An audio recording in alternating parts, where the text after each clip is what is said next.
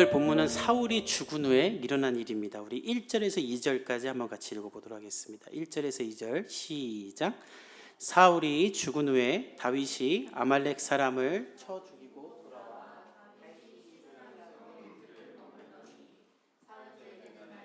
사람이 사울의 진영에서 나왔는데 그의 옷은 찢어졌고 머리에는 흙이 있더라. 그가 다윗에게 나와 땅에 엎드려 절하매. 사울이 블레셋과 전쟁 중에 있을 때 다윗도 아말렉과 전쟁을 했죠. 사울은 자신의 나라로 쳐들어온 블레셋과 싸우기 위해 전쟁했고, 다윗은 본인이 어쩔 수 없이 블레셋의 군대로 참전할 뻔한 때에 아말렉이 쳐들어와서 아둘람 공동체 사람들을 다 잡아갔기 때문에 구출하기 위해 전쟁을 했습니다. 하나님의 기름 부음을 받은 두 왕이 같은 시각에 각기 다른 전쟁을 한 거예요. 근데 결과가 너무나 달랐어요. 다윗은 아말렉으로부터 잃은 것이 하나 없도록 전쟁에 승리했을 뿐만 아니라 모든 전리품을 넘치도록 취해서 아말렉으로 공격당한 작은 부족들까지 전리품을 다 나눠주었을 정도로 승리했고, 사울은 완전히 패합니다.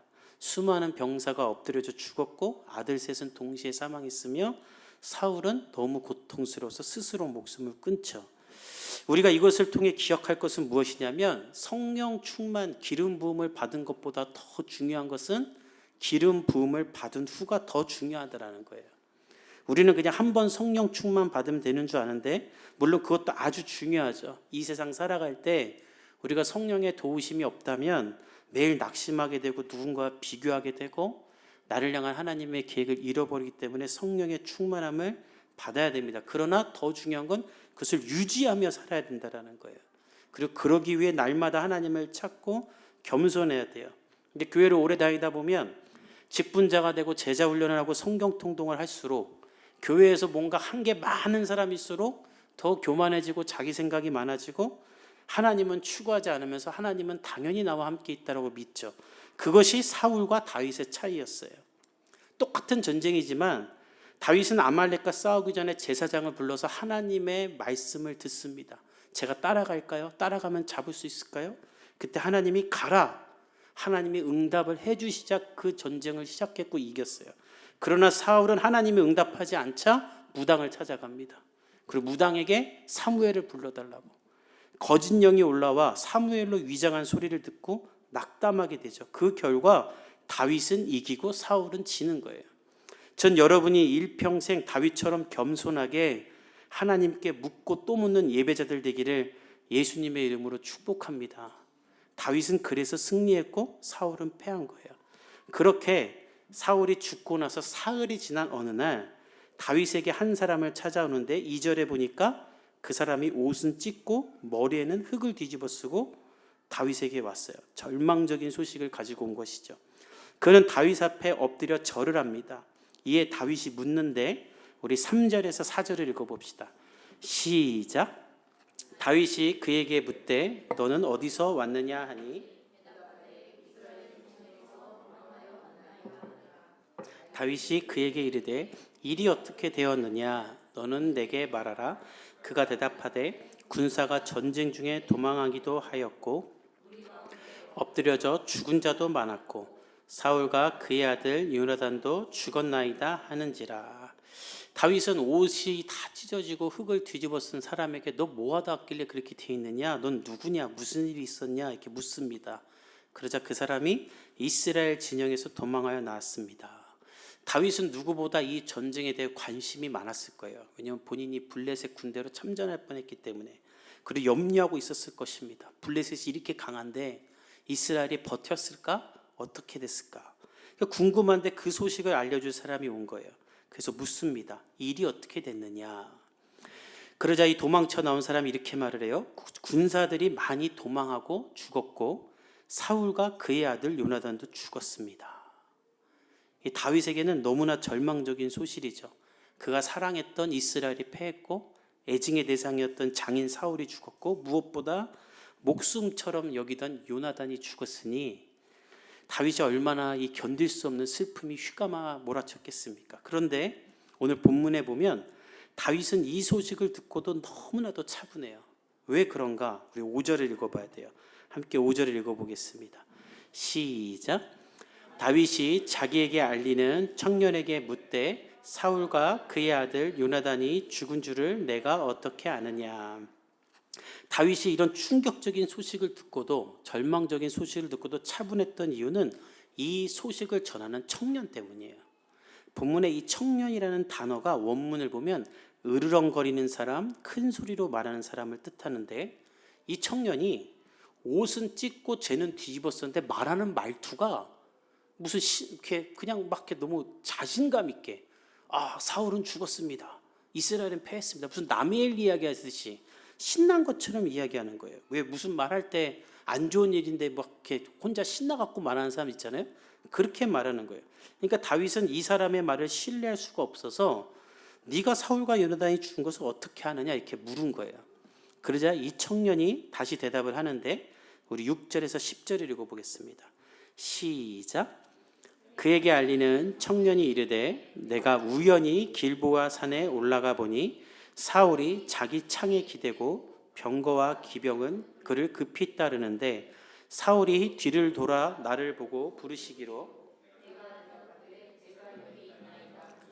내게 이르되 너는 누구냐 하시기로 내가 그에게 대답하되 나는 아말렉 사람이니이다 한즉 또 내게 이르시되 내 목숨이 아직 내게 완전히 있으므로 내가 고통 중에 있나니 청하건대 너는 내 곁에 서서 나를 죽이라 하시기로 그가 엎드려진 후에는 살 수 없을 줄을 내가 알고 그의 곁에 서서 죽이고 그의 머리에 있는 왕관과 팔에 있는 고리를 벗겨서 내 주께로 가져왔나이다 하니라. 이 청년은 말합니다. 제가 우연히 길보아 산에서 전쟁을 하다가 산 꼭대기에 올라가 보니 사울이 병거와 기병에게 추격당하고 있었습니다. 그는 부상을 당해서 혼자 서 있지도 못하고 창을 붙잡고 기대에 있었습니다. 우연히 눈이 마주쳤는데 사울이 나에게 넌 누구냐 하더니 간청을 했어요. 내가 너무 아프다, 어차피 죽을 건데 네가 나를 죽여달라고 했습니다. 그래서 제가 사울을 죽였습니다. 그리고 그의 머리에 있는 왕관과 팔에 있는 고리를 가져왔습니다. 내 주 다윗이여 받으소서 하고 이렇게 다윗에게 주는 거예요. 근데 문제는 우리가 지난주에 본 대로 다 거짓말이죠. 사울은 이렇게 죽지 않았죠. 지난주에 봤지만 사울은 어떤 사람이 쏜 화살에 큰 부상을 입었고 궁수들에게 둘러싸여 있을 때 무기를 들고 있는 옆에 있는 사람에게 네가 나를 죽여라, 저 할례 받지 않는 자들에게 내가 죽고 싶지 않다. 근데 그 무기 든 사람이 사울을 죽일 수 없어서 못 죽이니까 사울이 스스로 죽었죠. 그러니까 이 사람이 하는 말은 다 새빨간 거짓말이에요. 근데 이 사람은 왜 이런 거짓말을 지금 하고 있는 것인가? 다윗이 좋아할 줄 아는 거예요. 내가 사울을 죽였다라고 하면 이 다윗이 자기를 되게 높여줄 줄 알았던 거예요. 다윗은 사울에게 10년을 도망 다녔죠. 수차례 사울로 인해 죽임을 당할 뻔했고 아내도 빼앗겼고 많은 모욕과 조롱을 당했습니다. 그것을 이 사람도 알고 있었던 거예요. 아말렉 사람이지만 이따 후반부에 보면 이 사람은 오래전부터 이스라엘 안에서 살았던 이민자였던 것 같아요. 그러니까 이 모든 상황을 다 알고 있는 이 사람이 이제 사울은 죽고 사울의 시대는 끝났다. 그러면 이제 다윗의 시대가 열릴 것 같은데 내가 사울의 왕관을 가져가서 내가 죽였다고 하면 다윗이 나를 받아주겠지? 나를 충성스러운 사람으로 받아주겠지? 뭐 하나라도 떨어지겠다. 백부장이라도 돼야겠다 하고 그래도 죽었으니까 이렇게 옷은 찢고 죄는 뒤집어 쓰고 가자. 그러니까 완전히 사기치러 온 거예요. 권력을 얻기 위해 권력에 따라 이동하는 아첨하는 자가 되기로 결단한 것입니다. 세상에 이런 사람들 참 많죠. 여기 붙었다 저기 붙었다. 그러기 위해 거짓말도 하고 누구라인 이런 거 많지 않습니까? 제가 대형 교회 있을 때 보니까 교회 안에도 목사들끼리 누구라인이 있어요. 제가 그거 보고 깜짝 놀랐는데 다 그 라인들 10년 안에 다 자멸하더군요. 여러분의 회사는 오죽하겠습니까? 전 여러분들의 회사도 아마 제가 여러분들에게 듣기로 그런 일들이 여기저기서 많이 있는 걸로 알고 있는데, 저는 여러분에게 간절히 원하는 건 여러분들이 그런 일에 동참하지 않기를 예수님의 이름으로 축복합니다. 오직 여러분의 인생의 라인은 예수님 한 분이기를 간절히 축복합니다. 여기 붙었다 저기 붙었다 하면서 권력을 얻고 이득을 얻으려고 하지 마세요. 피곤한 인생이에요. 그리고 아기들 키울 때도 마찬가지예요. 여기 따라가야 되나 저기 따라가야 되나, 이거 안 하면 우리 아이 뒤처지나, 우리 아이에게 미안해하지도 말고 다 헛것입니다. 예수님만 따라보고 말씀만 따라가면 되는 줄 믿습니다. 이 청년은 이제 다윗에게 붙어야겠다 하고 글로 붙기 위해 거짓말을 하기 시작하는 거예요. 그러다 보니 거짓말이 많아졌어요. 어느 나라의 속담 중에 한 가지 거짓말을 성공하기 위해선 7가지 거짓말을 더 해야 한다라는 말이 있다고 해요. 이 청년이 그래요. 다윗이 지금 이 청년을 왜 의심하냐면 하는 말 하나하나가 좀 다 이상한 거예요. 다윗이 그걸 다 알아챈 겁니다. 첫째로 이 청년이 말하기를 우연히 길보의 산에 올라갔다라고 말하죠. 그러니까 이 말은 무엇이냐면 나는 그냥 전쟁에서 싸우고 있는데 하나님이 나를 이끄셔서 내 의지와 상관없이 사울 옆에 두셨습니다라고 말하는 거예요. 다윗은 첫 번째로 일단 이게 마음이 이렇게 의심스럽고, 두 번째는 사울이 길보아 산에서 병거와 기병에게 쫓겼다라고 하잖아요. 근데 이 길보아 산이 해발 500m예요. 그러니까 이 해발 500m에 병거와 기병이 올라갈 수 있습니까? 못 올라가죠. 근데 이 말이, 그러니까 말이 안 맞는 거예요. 다윗은 이거를 다 아는데, 이 상황을. 그리고 마지막으로 뭐라고 하냐면 사울이 나에게 죽여달라고 해서 내가 죽였습니다 이렇게 말하잖아요. 근데 사울 옆에는 무기 든 사람이 항상 있었을 거란 말이에요. 그 무기 든 사람이 이 아말렉 청년에게 사울이 죽도록 그냥 내버려 뒀겠습니까? 그러니까 다윗이 보기에 이 사람이 하는 말이 다 이게 맞지가 않는 거예요. 이 청년은 다윗을 속이기 위해 치밀하게 계산하고 거짓말을 다 만들었지만 다윗에게 이게 다 걸린 거예요. 하지만 다윗은 이 사람의 거짓말 중에 2가지 확실한 사실은 발견하게 돼요. 무엇인가? 하나, 이 청년이 하는 말은 전부 다 거짓말이다. 두 번째, 사울과 요나단은 분명히 죽은 것이 맞구나 라는 것을 다윗은 알아차게 됩니다. 그래서 크게 슬퍼하게 돼요. 우리 11절에서 12절 읽어봅시다. 시작. 이에 다윗이 자기 옷을 잡아 찢음에 함께 있는 모든 사람도 그리하고 사울과 그의 아들 요나단과 여호와의 백성과 이스라엘 족속이 칼의 죽음으로 말미암아 저녁 때까지 슬퍼하여 울며 금식하더라. 다윗은 사울과 요나단이 죽은 것, 그리고 이스라엘이 패배한 것을 알고 슬퍼하며 옵니다. 그리고 금식해요.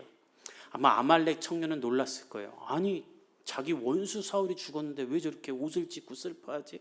이제 자기가 블레셋 무찌르고 왕이 되면 되는데 왜 저럴까? 다윗에게 사울이 지긋지긋한 인간 아닌가? 사실 우리가 쭉 사울을 봤지만 여러분, 사울이 죽었다는 걸 봤을 때 어떤 생각 듭니까? 정상적인 사람이라면 드디어 심판을 받는구나, 잘됐다, 진작 죽었어야 되는데 이제 죽는구나, 이런 생각 들만하지 않나요? 근데 아무도 그렇게 안 해요. 게다가 다윗의 공동체 사람들은 우리가 본 대로 전부 다 사울에게 핍박받고 억울함을 받아서 다윗에게 도망온 사람들이에요.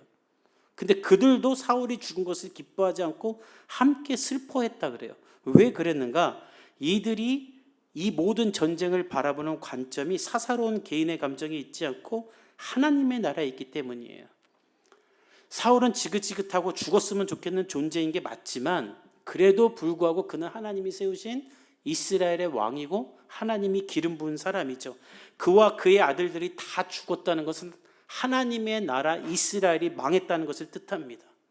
이스라엘이 망했다는 것은 더 이상 하나님의 영광이 우리나라 가운데 있지 않는, 할례받지 않은 이방인들에게 조롱거리가 되었다는 뜻이죠. 그것 때문에 이들은 슬퍼하는 거예요. 그리고 이런 이유 때문에 그동안 다윗은 사울을 죽이지 않았던 거예요. 2번이나 죽일 기회가 있었죠. 근데 왜 안 죽였는가? 하나님의 기름 부음 받은 왕이 다른 하나님의 기름 부음 받은 왕에게 죽었다? 뭐 이게 얼마나 코미디입니까? 그리고 이방 나라 사람들이 보기에 얼마나 우스운 일이에요. 그렇기 때문에 다윗은 사울을 끝까지 죽이지 않고 그가 변화되기를 바라며 기다렸던 거예요. 그런데 그런 사울을 아말렉 사람이 죽였으니 얼마나 다윗이 슬프겠습니까?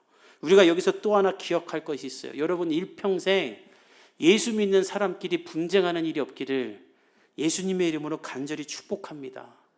예수 믿는 사람들끼리 법정에 쓰고 장로와 목사가 함께 다투고, 여러분, 절대 여러분의 인생에 이런 일 없기를 간절히 바랍니다. 다윗처럼 차라리 여러분이 손해를 보세요. 하나님이 갚아주신 줄 믿습니다. 교회 안에서 우리 교회야 뭐 이렇게 작기 때문에 분쟁이 일어날 것도 없고 그렇지만 제가 다른 교회에서 사역할 때 보면 어려운 일이 있을 때 그냥 싸우려고 드는 사람들이 있어요. 어떤 거는 덮어놓고 넘어갈 게 있고 어떤 건 들어놓고 우리가 함께 용서를 구하고 수습할 게 있거든요. 근데 그냥 싸우자고 들이대는 사람들이 있어요. 그때 하나님의 영광이 다 가려지는 거예요. 지금 한국 교회가 제가 수주째 말하지만 뭐 노래부터 드라마까지 이렇게 세상의 지탄을 받는 이유는 이런 것들을 교회가 하지 않고 세상보다 더 지독하게 서로 정죄하고 판단하고 싸웠기 때문이지 않겠습니까? 다윗처럼 행하지 않았기 때문에 이렇게 된 거예요. 저 여러분은 다윗처럼 할 수 있기를 예수님의 이름으로 축복합니다. 다윗은 그래서 10년 동안이나 피하고 기다렸던 거예요. 그런데 내가 이렇게 애쓰면서 도망자가 되면서까지 사울을 기다렸는데 벼랑간이 아말렉 청년이 나타나 내가 사울을 죽였다고 거짓말하면서 나에게 상을 베풀어라, 공로를 인정하라, 권력을 달라니 다윗이 분노가 폭발합니다. 우리 13절에서 16절까지 읽어봅시다. 시작. 다윗이 그 소식을 전한 청년에게 묻되 너는 어디 사람이냐? 대답하되 나는 아말렉 사람 곧 외국인의 아들이니다 하니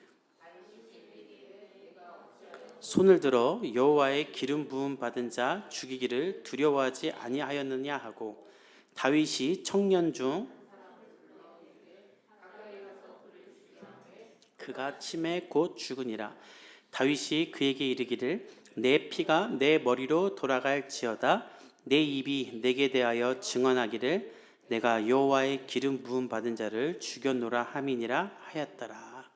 다윗은 다시 한번 사울을 죽였다는 이 청년에게 너 어디 사람이냐고 또 묻습니다. 왜 묻냐면 그가 하는 모든 행동 이것을 종합해 보니까 이것은 지금 이스라엘의 정치 상황을 너무나 잘 아는 사람이 할 수 있을 만한 일을 한 거예요. 그래서 너 어디 사람이냐 묻는 거예요. 그러자 이 사람이 자신을 말하기를 아말렉 사람 곧 외국인의 아들이다. 이 말은 아까 말한 것처럼 이스라엘 땅에 오랫동안 체류하며 귀화한 사람입니다라는 말을 한 거예요. 그러니까 이 사람은 지금 오랫동안 이스라엘에 살았고 개종에서 이스라엘 율법을 알고 있는 이스라엘의 어떤 왕권 계승에 대한 문제를 다 알고 있는 사람이에요. 근데 그럼에도 불구하고 기름 부음 받은 사람 사울을 죽였다라는 것은 무엇이에요?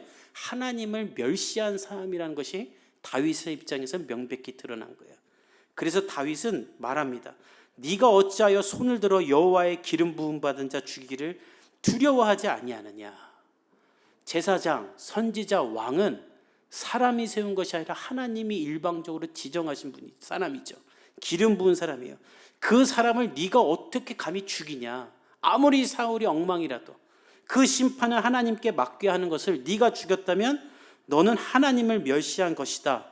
그렇게 말하고 가까이 있는 자기의 군사에게 아말렉 청년을 죽이려고 합니다. 본문에 보면 가까이 가서 죽여라. 이것은 분명히 죽이라는 거예요.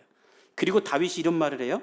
내 피가 내 머리로 돌아갈지어다 너의 입이 내게 증언하기를 내가 여호와의 기름 부음 받은 자를 죽였노라 함이니라. 이 말은 다윗이 다 하는 거예요. 야, 네가 지금 나한테 거짓말을 하는데 어디서부터 어디까지가 거짓말이고 진실인지 나는 모르겠다. 근데 분명한 건 네가 네 입으로 사울 죽였다고 했으니 너의 이 죽음은 너의 머리로 돌아갈 것이다. 너의 책임이 있다 하고 다윗이 이 사람을 죽인 거예요. 결국 이 아말렉 청년은 죽이지도 않은 사울의 살인범이 되어 죽게 됩니다. 오늘 이 본문을 통해 우리가 무엇을 깨달아야 되는가? 잠언 19장 9절에 이런 말이 있어요. 거짓말하는 자는 망할 것이다. 우리 한번 같이 읽어볼까요? 시작. 거짓 증인은 벌을 멸하지 못할 것이요 거짓말을 받는 자는 망할 것이니라. 거짓말을 하면 안 된다는 거 우리 다 알죠. 뭐 유치하게 유치원 때부터 듣는 얘기죠. 근데 정신건강의학과 전문인 권순모 원장님이 하신 말씀인데 이분이 이런 말을 해요. 미국의 한 심리학 연구진이 연구를 했는데 일반적인 사람이 하루에 약 200번의 거짓말을 한다고 합니다. 배 안 부른데 배불러 괜찮아 너 먹어. 뭐 피곤한데 안 피곤해요. 무슨 일이니? 아무 일 없어요. 엉망진창인데 7분에 한 번꼴로 사람은 거짓말한답니다. 실험마다 수치가 다르게 나왔지만 분명한 사실은 사람은 단 하루도 거짓말을 안 하고 넘어가는 날이 없다라는 거예요. 그럼 사람은 왜 거짓말하는가? 4가지 이유가 있는데 첫째로 거짓말 자체가 주는 중독성이 있대요. 남을 속일 때 쾌감이 온대요. 저도 제 아내를 가끔씩 그냥 속이거든요. 예전에 일본 갔다 오면서 화장품 이렇게 포장해갖고 주면서 명란젓이하고 준 적이 있어요. 제 아내가 그걸 냉동실에 넣는 걸 보고 너무 기분이 좋은 거예요. 그 다음날까지 말 안 해줬어요. 그 화장품에 했다가 선물 주고 한 대 맞았던 적이 있어요. 재밌잖아요. 막 속이면. 두 번째, 불리한 상황을 모면하기 위해 한답니다. 사실 이런 경우가 많죠. 직장에서, 회사에서. 세 번째는 낮은 자존감을 극복하기 위해 하고, 네 번째는 병인데 거짓말을 하면서 이 거짓이 사실로 자기는 사실이라고 생각한대요. 그러니까 하는 말마다 다 거짓말이에요. 근데 자신은 이게 거짓말이라는 인식을 못한대요. 근데 이 의사분이 뭐라고 하냐면 이 네 개를 모두 다 습관적으로 하고 있다면 그것은 정신과 치료를 받아야 된대요. 왜냐하면 아주 사소한 것이라도 이런 거짓말은 결국 우리의 마음을 병들게 하고 파괴하고 망쳐버린답니다. 그리고 심리학자가 말하길 거짓말을 하면요 이 뇌가 너무 피곤함을 느껴서 운동한 것만큼 몸이 피곤해진다라는 거예요. 저는 여러분들이 이런 수고를 하는 거짓에서 벗어날 수 있기를 예수님의 이름으로 축복합니다. 속이려는 것, 위장하는 것, 습관적으로 하는 모든 거짓 다 벗어나길 바랍니다. 그러기에 두 가지를 하세요. 첫째는 성령의 도우심을 구하세요. 하나님, 제가 진실하게 살게 해주십시오. 왜냐하면 나도 모르는 사이에 거짓말 하잖아요. 우리 여원이가 엄마한테 어느 날 그랬대요. 엄마, 내가 오늘 유치원에서 발레학원 다닌다고 거짓말했어. 그러니까 엄마가 왜? 몰라, 그냥 나도 모르고 했어. 그랬대요. 근데 우리도 그러잖아요. 안 하려고 하는데 하잖아요. 여러분, 이런 거짓에서 여러분들이 빠져나올 수 있기를 축복합니다. 그리고 두 번째, 그러기 위해 장치를 만드세요. 저는 핸드폰을 제 아내가 다 볼 수 있게 해줍니다. 예전에는 지문 등록까지 하나 해줬어요. 통장까지도 다 봐라. 제가 그렇게 한 이유는 제 아내가 제 핸드폰을 다 볼 수 있으면 제가 허튼 짓 할 수 있어요? 없어요? 못해요. 저는 다 보여줘요. 우리 아내는 다 안 보여줘요. 통장 2개를 숨겨놓은 걸 제가 알고 있어요. 근데 저는 다 보여줘요. 다 봐라. 내가 어떻게 돈 쓰고 어디가 누구 만나는지. 거짓말 안 하고 또 거짓말 안 하는 장치를 저를 지키는 거예요. 두 번째는 저는 설교를 할 때 제가 원고를 많이 보는 이유가 있어요. 어떤 분이 유튜브로 설교를 보고 목사님 왜 이렇게 원고를 많이 보세요 했는데 일부러 그러는 거예요. 설교를 4-5번 수정하기 때문에 사실 거의 다 외웠어요. 근데 왜 보는가? 저를 오래 안 사람들은 알겠지만 제가 말을 좀 잘합니다. 말하다가 저도 모르게 과장하고 확대하고 늘리는 경우가 있어요. 근데 설교 시간에 그러면 안 되잖아요. 그래서 제가 안 그러려고 원고를 철저히 적고 제가 원고를 보면서 하는 거예요. 지금 이 말도 원고에 적어놨어요. 저를 지키는 거예요. 왜 이렇게까지 하는가? 내 안에 있는 죄성이 나를 위한 거짓말을 나도 모르는 사이에 만들어서 하기 때문에 아무리 사소하고 유치하고 별것 아닐 것지라도 그 거짓을 뽑지 않으면 내 삶은 나도 모르는 사이에 온통 다 거짓이 되고 위장이 되게 됩니다. 돌아오는 한 주 저와 여러분의 삶 가운데 모든 거짓말이 떨어져날 수 있기를 예수님의 이름으로 축복합니다. 한 가지 거짓말하기 위해 7가지 거짓말하는 사람이 되지 않기를 바랍니다. 하나님이 다 아세요. 해봤자 하늘 위의 거짓말이에요. 제가 저희 교회 감사한 건 우리 교회 성도들이 너무나 진실된 거예요. 셀 모임할 때 서로 이야기할 때 저한테 그런 말들 많이 해요. 목사님, 우리 교회 성도들은 정말 꾸미지 않아요. 솔직하게 다 말해요. 자기를 잘 드러내요. 그때 성령님이 여러분 가운데 역사하시고 여러분의 연약함을 도우시고 여러분은 수많은 사람들이 기도를 받는 하나님의 사람이 될 줄 믿습니다. 돌아오는 한 주 저와 여러분이 더욱더 진실한 하나님의 사람이 되기를 예수님의 이름으로 축복합니다. 우리 함께 기도하겠습니다.